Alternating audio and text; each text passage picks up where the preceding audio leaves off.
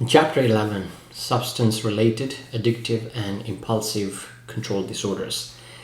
In these two lecture series, I plan to focus on particularly substance-related disorder.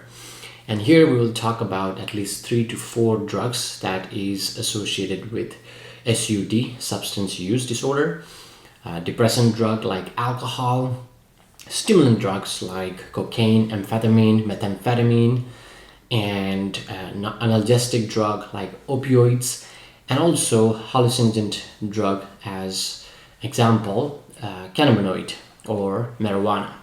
So we'll look at how people develop these disorders and that lead to many layers of social, psychological, and relational problems in those individuals.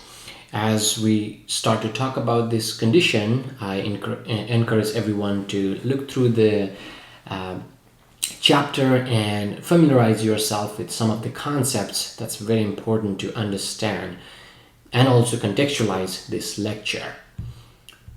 Now, when we talk about substance, again, some of the terms are extremely important to put it into context. And there are many terms that we keep talking about when we talk about substance use disorder. I call it SUD. Now, when you say substance use, as you can understand, most people know that taking moderate amount of substance that could be psychoactive. When I use the term psychoactive, you know I'm referring to a substance that could alter your feeling, your mood, your pain, your experience of pleasure, your experience of pain, discomfort.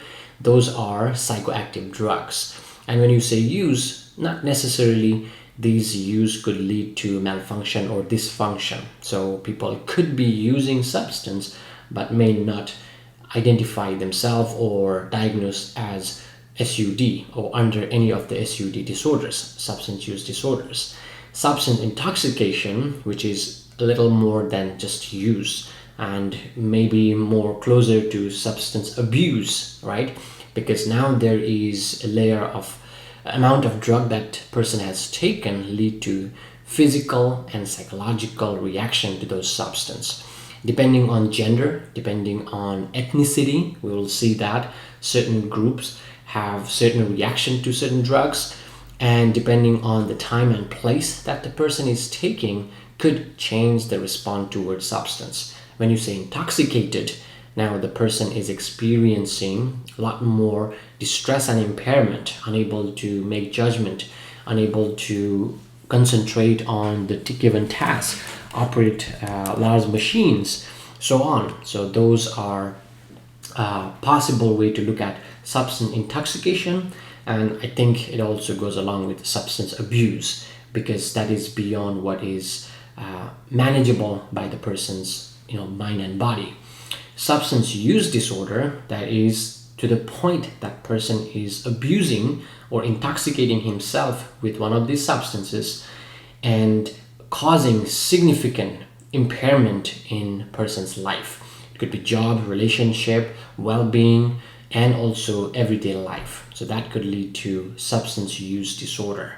And when we look at the symptoms, 11 symptoms in DSM-5, we see that the person need to have at least 2 symptoms within a year, and that has interfered in a great deal to person's well-being.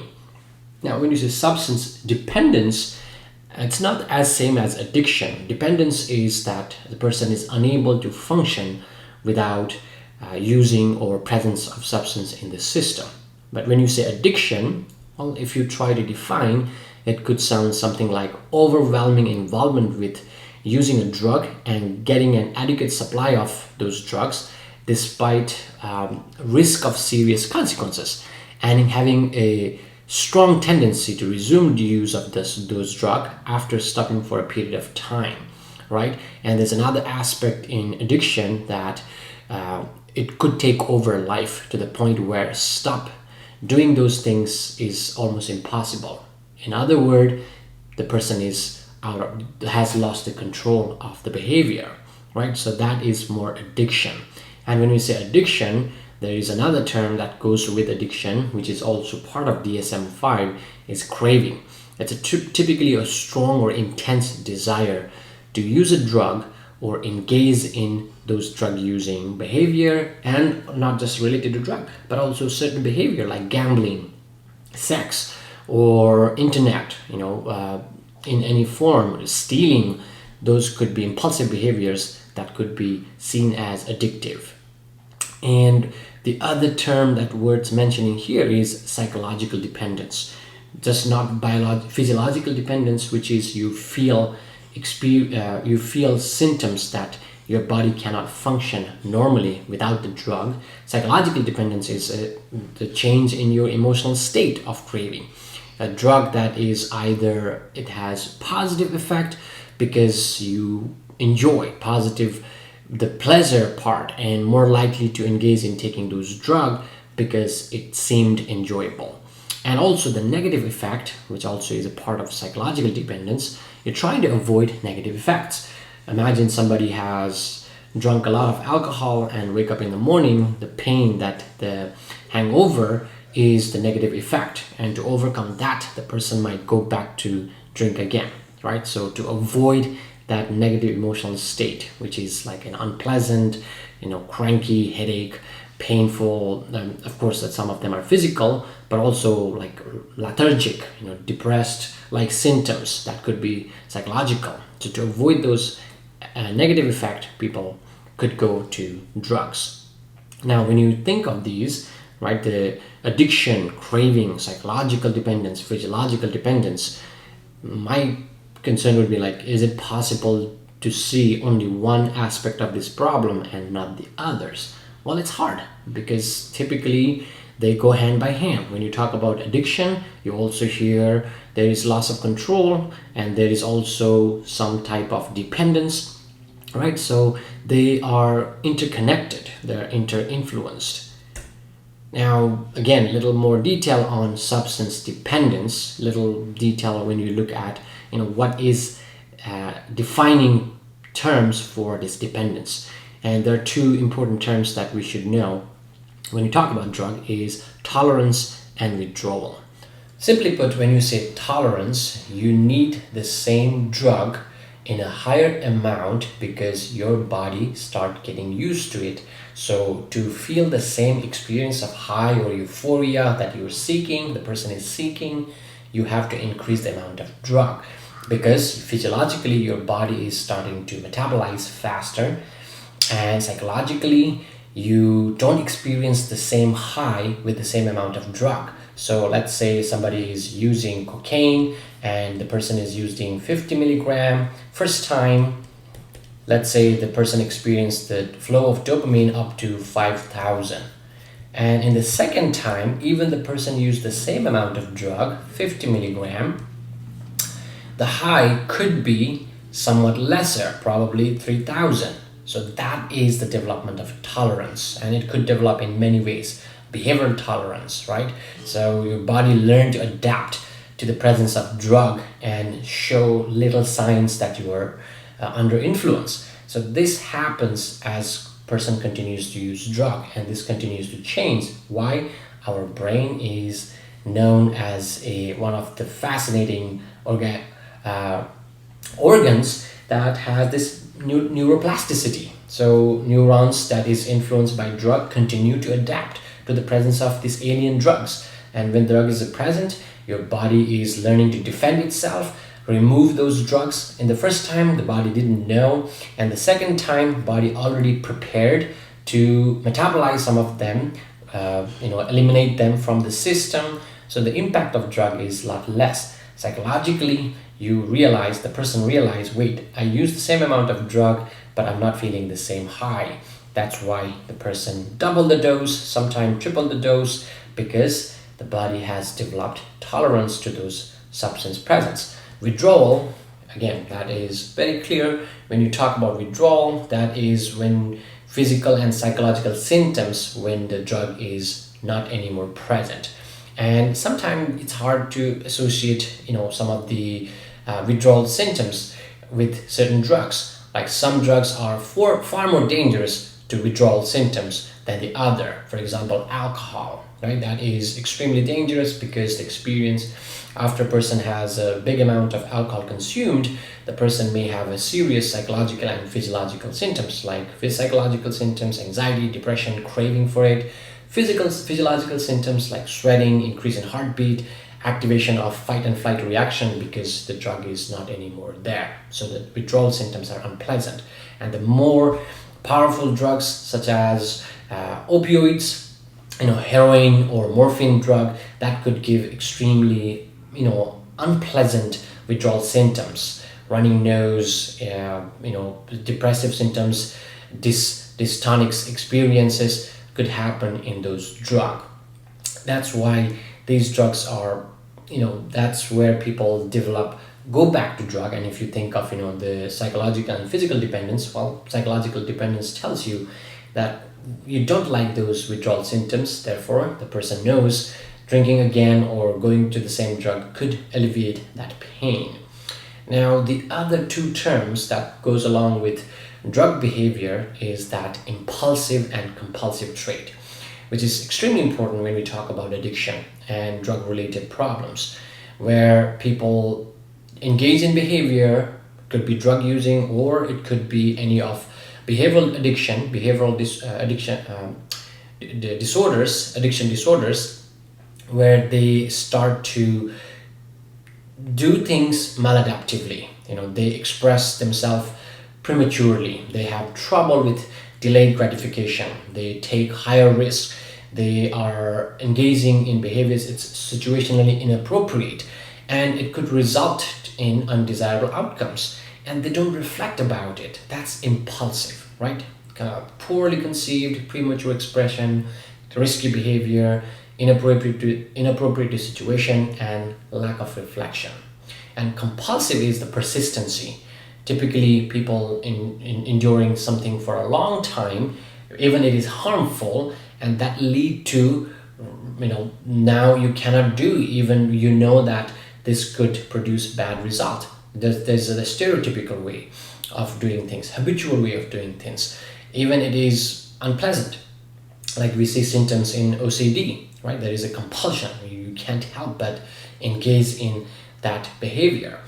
And these two terms explain to an extent why people develop addiction. People know that the consequence of overusing or even one-time using drug could lead to a problem. And sometimes they have poorly conceived, right? That's impulsivity. Doesn't think through why this is the only solution. For example, somebody who is drinking alcohol could think of another drug to substitute to cure alcohol problem.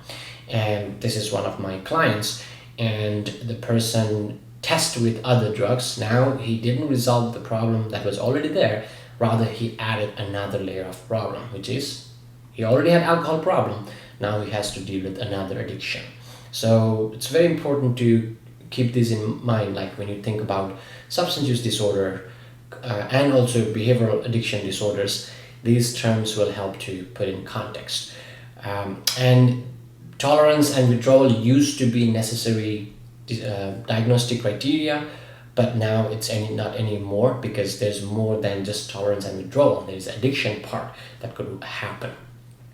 Now, talking about SUD, substance use disorder, is very complex.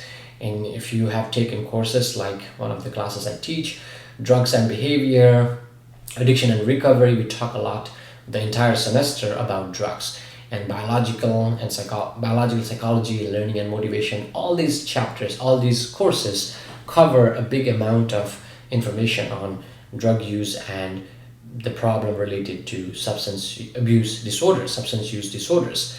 But in general, when you look at substance use problems, as long as the person is functioning, then it's hard to diagnose as a disorder.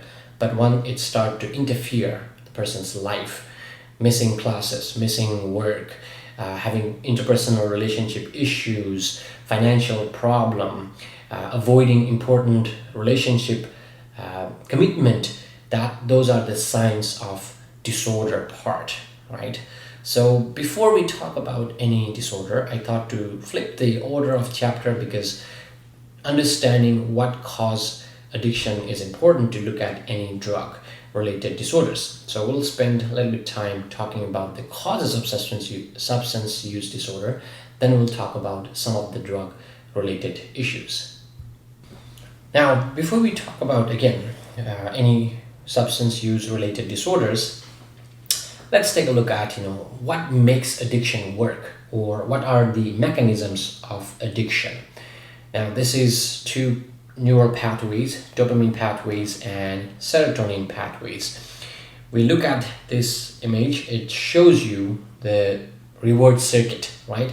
And when you talk about substance use disorder or behavioral disorder, there are a few things that make people this addiction function, that makes it work. Now, number one, there is like a salience. That means the people who chose to use drug or engage in any behavior, that becomes the most important activity in a person's life, and they tend to dominate his or her thinking, feeling and behavior. So number one, you see that it becomes very salient aspect of the life, right? Number two, it modifies your mood. So mood modification, that means the emotional effect the behavior has on the individual, which often serve as a coping strategy. And seems that people report that the rush or the numbing or tranquilizing or escaping from this behavior is presented, right? They report that I feel good, I feel free from stress, I feel free from anxiety. So that is another important part, mood modified. So that makes people to seek or engage in this drug use or addictive behavior.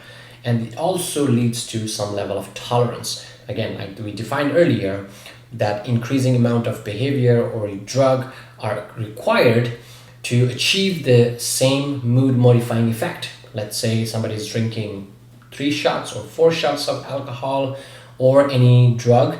Next time the person needs little more, because the effect of the same amount of drug is not the same. So you need a greater amount to engage in that behavior, and also you spend so much time engaging in that behavior, and the desire seems to escalate, becomes intense, and engage in more risky and destructive behavior.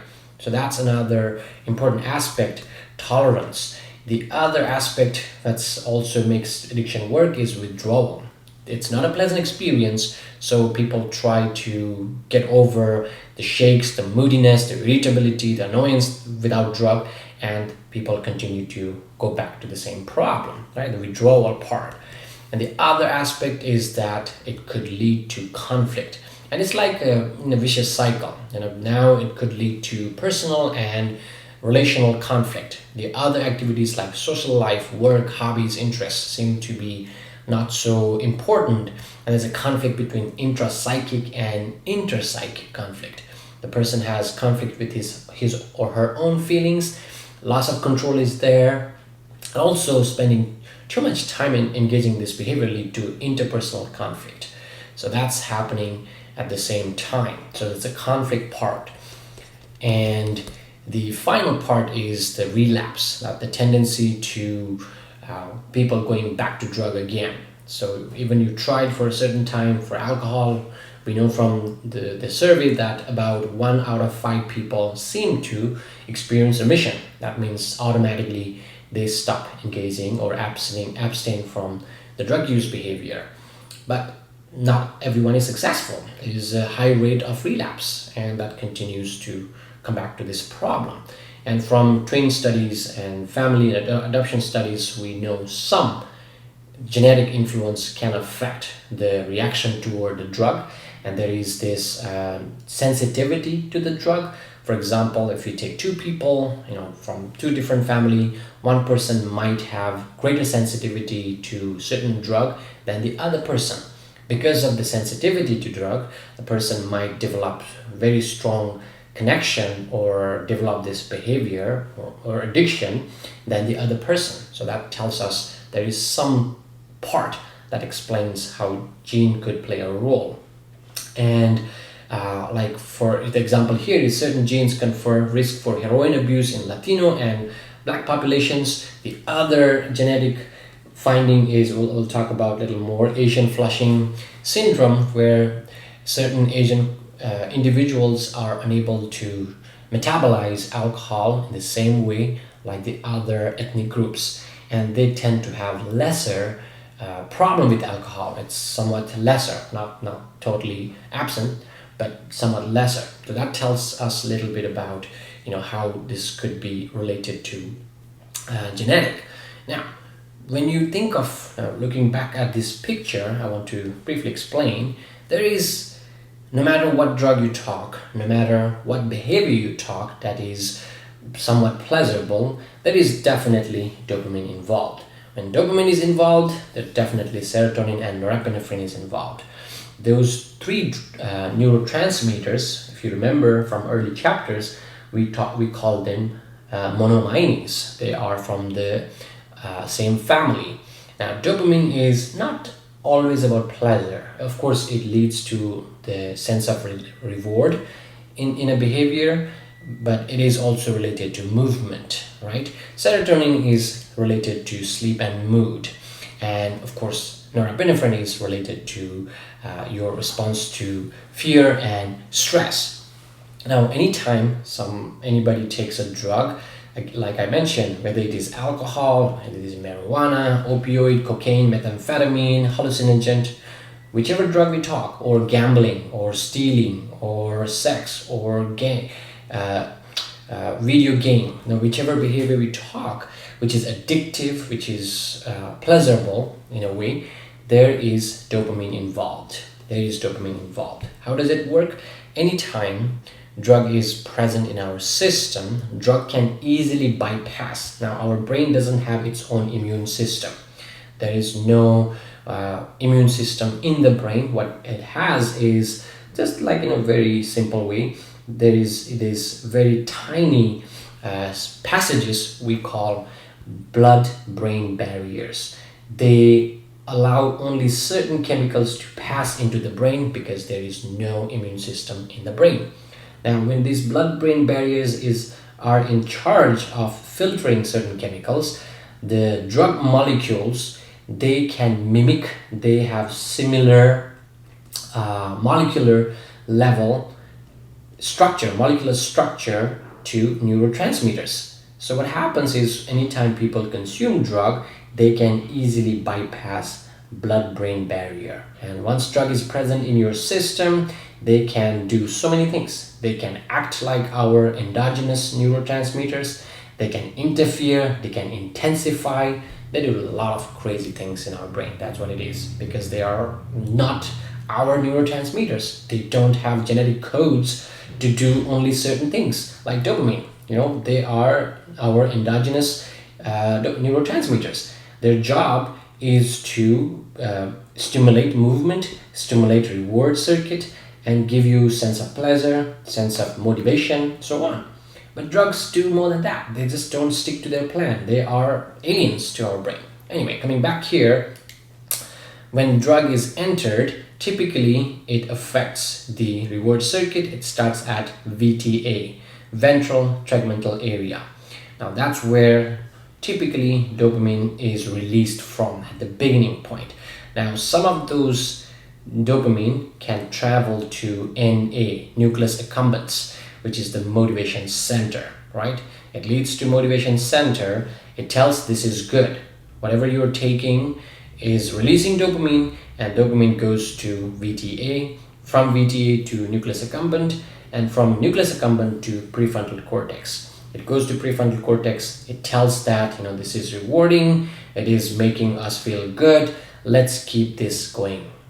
That's what happens with the release of dopamine. Now, I mentioned any drug people take can release a lot of dopamine. And depending on type of drug, we'll see some drugs can release crazy number of dopamine in our system, in our brain. And that can sometimes people lead to, sometimes people can experience seizure because too much dopamine is not good. Brain cannot handle it. And serotonin, of course, is related to mood, memory, sleep, and some of these cognitive aspect. That also starts from VTA, and it goes to nucleus accumbens and prefrontal cortex. What happens here is, we feel the pleasure, we feel the elevated of our mood when we eat well, when we sleep well, when we engage in sexual activity, when we engage in pleasurable other sport and activities. The same neural pathway, the reward circuit, is activated. But when there is the presence of drug, any substance, that can release 10 times to 100 times more of those dopamine and serotonin. Now you can imagine what happens. Everything else seems to be so pale. Everything else that people engage seems to be not pleasurable. Now you know this reward circuit is extremely overstimulated, and that can lead to like, hey, this is the best thing happened to me, and let's continue doing it. Now you know, we'll see in certain drugs how they can change the activity of these neurotransmitters. And there are so many stories I can add here. Overusing dopamine can lead to dopamine deficiency, right? There's a deficiency. Why? Well, just like any part of our body, when you overuse, you lose them, because now dopamine need to be produced faster. That means there is a backlog in the order. There's too much dopamine, and when there's too much, like I mentioned earlier, your body has this mechanism to remove unnecessary activities. So the enzymes will come out to metabolize these dopamine neurotransmitters, and the receptors that is supposed to triggered by dopamine neurotransmitters is now downregulated because they're too much. It's overstimulating our brain, so the brain will command to reduce these receptors. Some of these receptors are overused. Now they cannot function in the same way. They are not properly functioning. So there's a downregulation, there is a upregulation, too much of dopamine receptors but not enough dopamine. That's when people experience withdrawal symptoms, right? The tolerance comes from there because same amount of drug is not enough. So many changes happen in our brain when people engage in drug using or addictive behavior. So that should give you a little bit of context when we talk about different substance. Now we will start talking about alcohol, but let's see a few other information. The most studies we see in this chapter seem to be coming from, or when you talk about a substance, based on alcohol. And it must be because one of the most prevalent drug, second to nicotine and caffeine, right? Legally available in almost most of the countries. I don't want to say all because I don't know. Certain countries alcohol is as prevalent as in the United States and some North American countries, but that is most concerning problem, and also has a lot of effects, negative effects in person and also sometimes offsprings as well. And drugs don't have the substance don't have always one type of effect. This is important because if you look at nicotine, which is a biphasic effect, at the early dose it could stimulate your brain, right? That means it makes you more alert. It could make you easy to concentrate. It could make person focus better in the early part of the intake of the nicotine. And later, or when you overuse, then there's a depressant effect. That means it makes you relax, makes more chill, and so on. Now it also affects so many different neurotransmitters. It gives that sense of pleasure because it is releasing dopamine.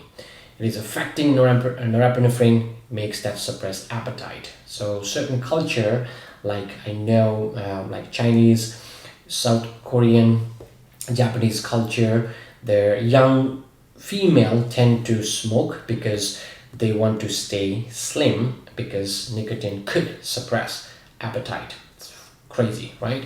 Acetylcholine, it's also related to neuromuscular communication that could affect by actually nicotine mostly affect this acetylcholine, and that's where this sense of alertness and energy comes from. Cognitive enhancement.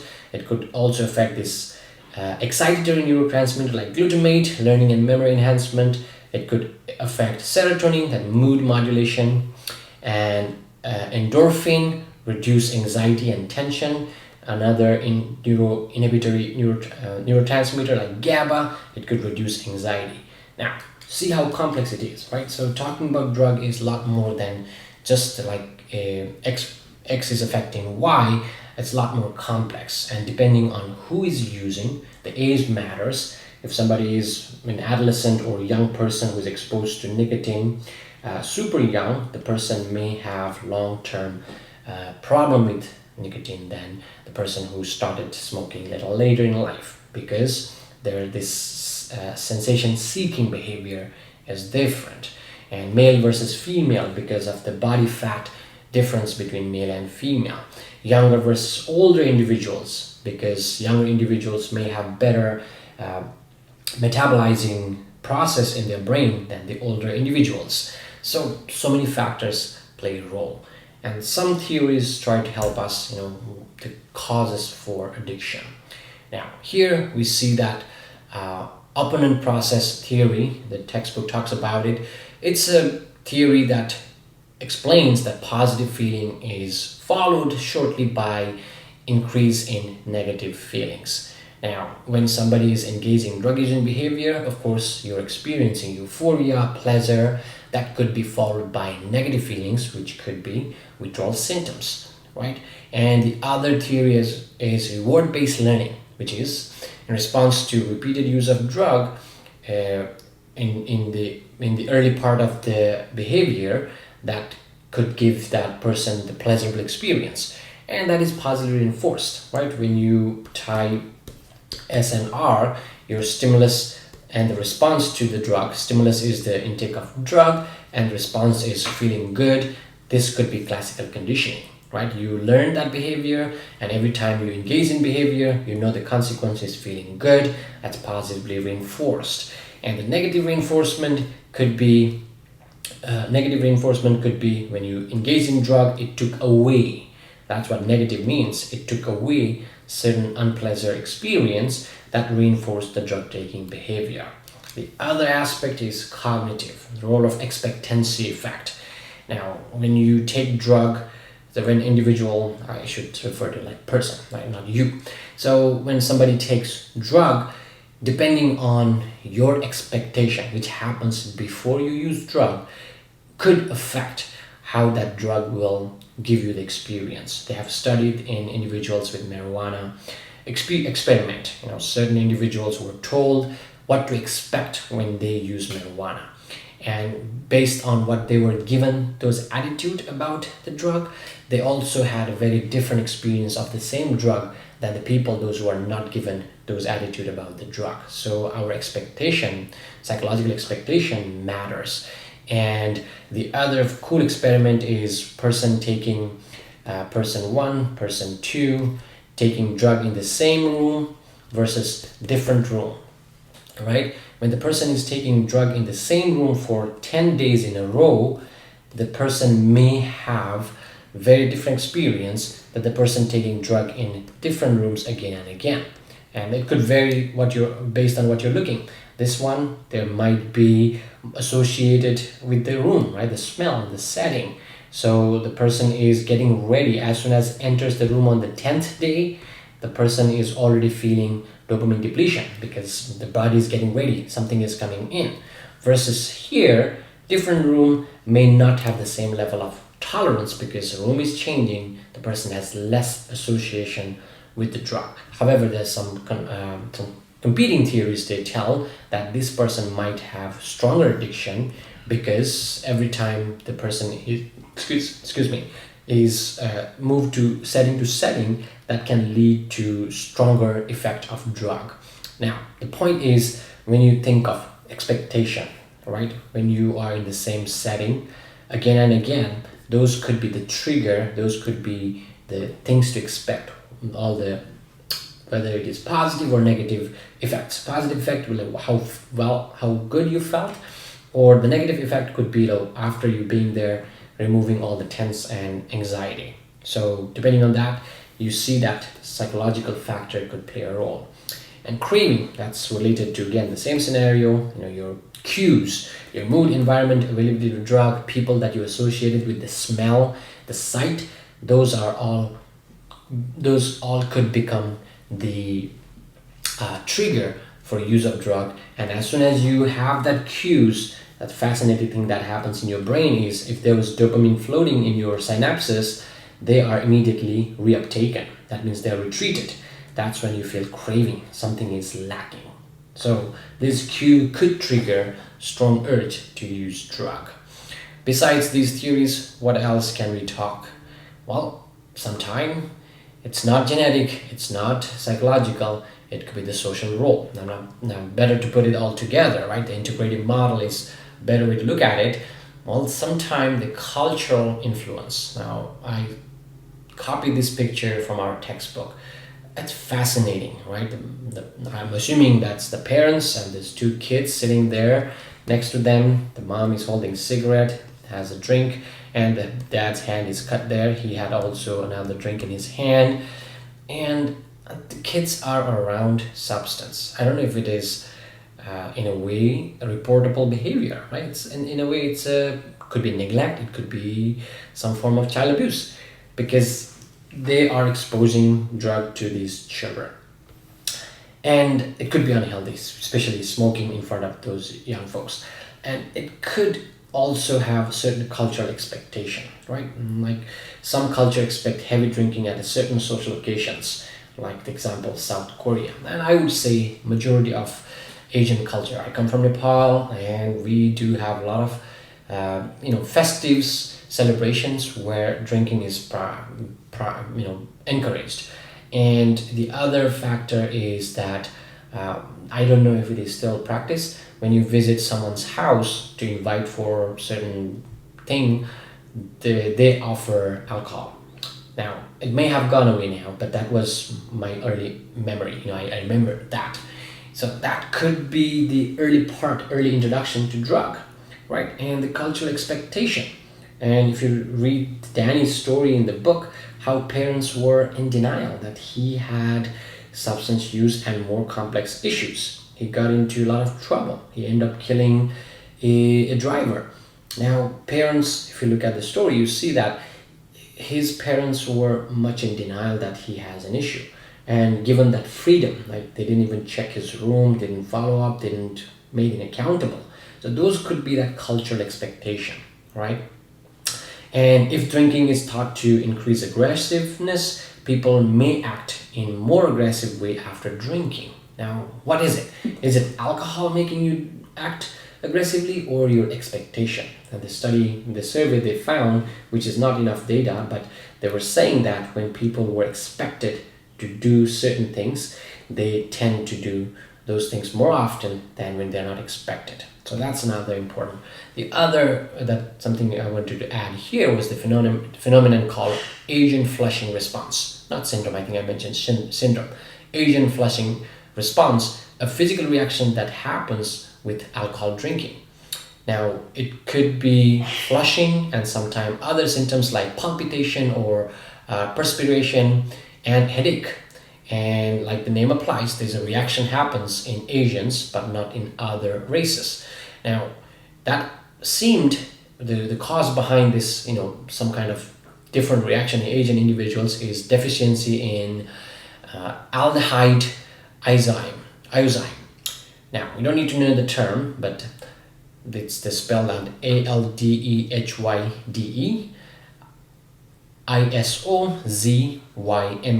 So aldehyde iozine, which lead to a buildup of some kind of enzyme when drinking alcohol, and alcohol metabolism is disrupted. So anytime you intake alcohol, your enzyme should be metabolizing those alcohol in a certain rate per hour. Now, this acetaldehyde can disrupt, build up acetaldehyde can interrupt this metabolism process that could lead to flushing response, and that could lead to unpleasant experience for people in that race. So that tells them, don't drink alcohol. So they are less likely to abuse alcohol because biologically they cannot take. Now you see that how culture and sometimes even this racial difference could change how we respond to these drugs. Exposure or access to drug is necessary but not sufficient. Now some people choose to abstain from all kind of drugs. Kudos to them, but it's hard now because when we say substance, it could be caffeine, right? It could be some drink, like a non-alcoholic drink. Those are addictive too. We can talk a lot more about them, but given that time limit, the exposure is not enough. There's more. That could be what you were told about the drug and cultural and social expectation. How does that affect in terms of learning process? Whether you have so much stress going on, you start to self-medicate, that could be positively reinforced. And self-medication lead to less stress, less anxiety, temporarily, I would say. That could be negative reinforcement. And if you have a history in your family who have been abusing alcohol, abusing other drugs, you may have higher tendency. Remember the diathesis stress model? That could explain a lot about biological factor. And psychosocial stressors, which is like, how do you manage your stress? Do you have coping skills? Do you have people to hang out with? Do you socialize without the presence of alcohol? Those factors play a role as well. Now, these all come into play when we talk about substance-related disorders and behavioral disorders as well. So that's the integrated model. Now we'll look at diagnostic criteria of substance use disorder. Okay, after having a basic understanding of an integrated model of substance use or related disorder, now let's look at the symptoms. Now when you look at this DSM-5 diagnostic criteria for substance use disorder, you notice that the pattern of substance use can lead to significant impairment and distress. And when these symptoms, at least 2 or more, last for about a year time, the person is viable to diagnose with SUD. Now when you look at these symptoms, they are interesting that, at the very beginning you see that substance taken in a large amount, longer period of time than intended, persistent desire, or repeated unsuccessful attempt to stop or cut. That could lead to loss of control. And excessive time spent using it, trying to find it, acquire and recovering from the use, craving for the substance use, that shows the craving and withdrawal. And role disruption, because perhaps the person is overdosed or experiencing withdrawal symptoms, can't go to work, can't perform work, get into interpersonal relationship, conflict, and that could lead to negative outcomes or neglect of other areas of life, reduce of important activities, use in physically hazardous situation, which is an example of drunk driving, keep using despite causing physical and psychological problem, developing tolerance and withdrawal. So it does indicate that when you have continue to experience these symptoms. Now it's different from DSM-4, where there was a term used to be there such as dependence and abuse. Now it's not anymore in the criteria. Now it's more focused on, like in symptom criteria 1 to 9, focus on drug addiction, and 10 and 11 focus on tolerance and withdrawal. Whichever symptoms that you have, the person has, could meet the criterion for substance use disorder. Now moving forward, we'll talk about alcohol-related disorders. Alcohol can easily bind to our natural receptors and produces abnormal receptor activity. And we'll see into detail. There is a psychological and physiological effect of alcohol. Now we'll look into deep down in central nervous system. It is a type of depressant, right? When alcohol is consumed, alcohol can affect receptors from multiple neurotransmitters. And 2 major neurotransmitters that is affected here is, of course, GABA and glutamate, right? GABA and glutamate. So what happens here is glutamate is the major excitatory neurotransmitter in the brain. It's the chemical that many neurons use to try to make neighboring neural fire. So glutamate has a few different receptors, but the one that is most influenced by alcohol is the NMDA receptor. So if you look at the GABA, glutamate, NMDA receptors. And these receptors have been found to play a major role in learning and memory. That makes sense. When people are under the influence of alcohol, they tend to have this short-term amnesia. They tend to forget what happened the night before or the time of drinking, right? Difficulty recalling and learning anything new. Then when alcohol binds to NMDA receptors and then make these new receptors less active, and when these alcohol also bind with other cytoreceptor, that could be also affecting the function of learning and memory. But alcohol can reduce the effect that glutamate normally has. So excitatory neurotransmitter that is used to learn and remember, and also many other uses, is been reduced, right? The glutamate has changed its function. The other neurotransmitter that is majorly affected by alcohol is GABA. Now this is the opposite of glutamate. Glutamate is the excitatory neurotransmitter. GABA is the major inhibitory neurotransmitter. When you say inhibitory, it will not allow neurons to fire. So when GABA receptors on a neuron are activated, they try to prevent the neural activity. And when you increase the activity of GABA, that means actually there is a suppress of neural activity, because it is the inhibitory. So it says do not turn on. Now these two receptors play a major role. Now imagine when somebody drinks alcohol, it passes through ingestion to stomach, to small intestine, heart, and liver. There's so many other functions that happen while somebody consumes alcohol. Now imagine, let's talk about GABA briefly. When you say GABA, it also makes people anxious, right? This is also majorly involved in anxiety disorders. There is a overactive GABA. That's why people seem to refrain from engaging in social activity. What happens? Somebody drinks a little bit of alcohol. Well, GABA goes on vacation. That means people, those who used to be anxious without alcohol, they seem to be somewhat less anxious. They're comfortable being around other individuals. Not only that, the danger here is that when GABA is suppressed too much, there is a part of your brain we call brain stem, which is in charge of almost all of our involuntary activities in our organs, just such as heartbeat, pulse control, body temperature, which you cannot intentionally control, right? Respiration, flow of blood to different parts of the body. So that is taken care by brain stem, and this brain stem is also prevalent with GABA. When people drink too much alcohol, the GABA is suppressed to the point it will reach to the brain stem, and it will send a message to brainstem GABA to stop the function that they're doing, regulating body temperature, heartbeat, blood pressure, and all of that.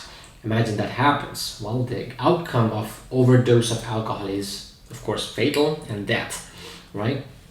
And that's where people seem to, again, it's reducing anxiety, could make your tongue loose and comfortable to talk, but too much of that could lead to a problem. Now, this doesn't end here. The problem with alcohol is, well, the other part is, how about tolerance? If you, for example, person Y drinks 1 bottle of beer a day, which could give, let's say, the intoxication or the sense of high up to 50. This is all arbitrary number. There's nothing scientific about it, but just I'm giving you an example. Next time when a person drinks the same amount of alcohol, he or she is not going to feel the same amount of high. It goes down. That means there is development of tolerance. You need more of the same alcohol to feel the same effect. Now that is a problem, right? That's how the use of alcohol continues to rise. When chronic used, often you are intoxicating, you're affecting a lot of the functions, and you're primarily damaging your liver, right? It could lead to liver damage. There is a death developed to have this callus in liver, which could lead to lifelong disease. And the other part here is withdrawal. Now, when we think about alcohol long-term or heavy use of alcohol, that could lead to not just withdrawal, not just a hangover, but also long-term neurodegenerative disease like dementia. There is a confusion, lack of coordination, and impaired speech. And when you think of alcohol abuse, the chronic use of alcohol, that can produce similar compensatory changes and physical dependence. People who drink a lot for an extended period of time will typically become less sensitive to alcohol's effects over time. That's what the tolerance is. They develop tolerance for alcohol, and there are actually a number of changes that happen in the body that contribute to alcohol tolerance, including change in the digestive system that allow a person to break down alcohol faster than they could originally, resulting in having to drink more to have the same effect, because the alcohol is now changing how your body functions. And these compensatory changes also happen in the brain as well. In particular, there is evidence from the earlier neurotransmitter we mentioned, NMDA, and there is now, when you have too much glutamate, right, that means when there is increase in glutamate, that could lead to upregulation of receptors, right? When there is too little GABA, which is supposed to inhibit some of the neural activities, that could lead to downregulation of the receptors. The term upregulation and downregulation has to do with, when there is X number of key, you need Y number of locks, right? There's too many keys, and if there are less or a disproportionate number of locks, then your brain will adapt to it. So if there is too many keys, then their brain should produce more locks. That's the upregulation. When there is fewer keys, then there are too many locks, so they have to remove some of the locks. That is the downregulation. I think that's a simple way to put it. The point is, your brain is changing a lot faster, right? And there are some other severe problems like fatal alcohol syndrome, FAS. Excuse me. That happens when a pregnant woman consumes alcohol that is beyond normal. And the conventional wisdom is like, when my partner was pregnant with the baby, we did quite a bit of research on what is considered normal. Well, certain doctors have certain recommendation, but knowing the science of alcohol, even the one shot or the equivalent to one shot, like a 5 ounce of wine or 1 bottle of beer, could be problematic. What happens is, when too much alcohol is present, the human body, the fetus, has a lot of brain stem cells. These cells are the original cells that is not divided into any particular body part. They could become bone cells, they could become skin cells, they could become neurons, they could become blood cells, so on, right? Now, these cells have genetic coded messages which is supposed to travel along the stream. Now, these are the stream, and these cells has to travel along those lines to reach the destination, right? When you have too much alcohol, this transportation is disrupted. What ends up happening is there is fatal alcohol syndrome, small head, flat face, many other facial features, small eye opening, and it could also lead to cognitive and physical deficit in a child if somebody consumes alcohol during pregnancy. So it's a very debilitating condition, and those conditions are lifelong. So alcohol overuse could be a huge problem, and it is a problem, perhaps because of lack of awareness, lack of I don't know, education about it. So it's good to be aware of these conditions. Chronic use or acute use could lead to these problems, especially when we think of the newborn children, like those who are growing. So alcohol use can lead to many issues. Now, when you look at the statistics, 20% of the individuals who are considered or who are using alcohol, they can stop by themselves without any help. That's amazing, right? Most adults are light drinkers and abstainers, depending on how they how they perceive alcohol. Now, American culture is a lot associated with drinking. It's normalized. And when you think of binge drinking, which is somewhat more than light drinking, that could lead to alcohol use disorder, alcohol abuse disorder. And when you think of binge drinking, there's one difference I want to highlight. The person has to consume 5 or more drink if you are a male, and 4 or more drink if you're a female. Now the difference is, you might think like that's racist. That's sexist. Why more for male and less for female? Well, it has to do with body fat. The study shows that female body has more fat than male, disregarding the age and size. Therefore, alcohol can be easily more effective on female, depending on body fat, than male. So that constitutes binge drinking, 5 or more drink in one sitting. And on one occasion or in the past, that's like scary. So if somebody does that, that is binge drinking. Now, the other important aspect in drinking is that drinking is not the cause for violence. But what happens is, if you go back and look at the effect of alcohol, it is suppressing GABA, right? The GABA is almost like a superego from the Freud's idea. If not, then it's an ethical standard. Now, in front of a class, I don't think you would dare to scream, a song. Why? Well, your superego, and from the Freud's language and from the neuroscience language, GABA is telling you, dummy, that's not appropriate, right? It tells you that's not what you do. It's not the time you scream. But when you take that away, there is another fallacy, like a drunk alcohol fallacy, that people assume that when they are drunk, they are more confident at operating machines, and which makes sense. Your judgment is off, right? Your judgment is not so accurate because some of the part that you're supposed to use is not good. And it also affects your cerebellum. That's another part of the brain which helps to coordinate our fine motor skills. Now, when you drive, when you are scanning, the processing of information is slower. You don't see moving objects as fast as when you are not drunk. So your split-second judgment is poor. Now you see why there are a lot of accidents related to DUI, driving under influence, and why people have trouble making decisions, especially making better decisions, ethical and appropriate decisions, or even legal decisions when they're under influence. That's where people lead to violence. It's more making people more impulsive.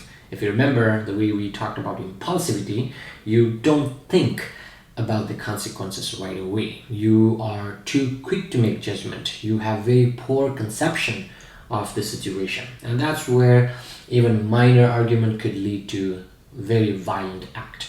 So alcohol can affect in many ways. In next lecture, we'll talk about a few more drugs.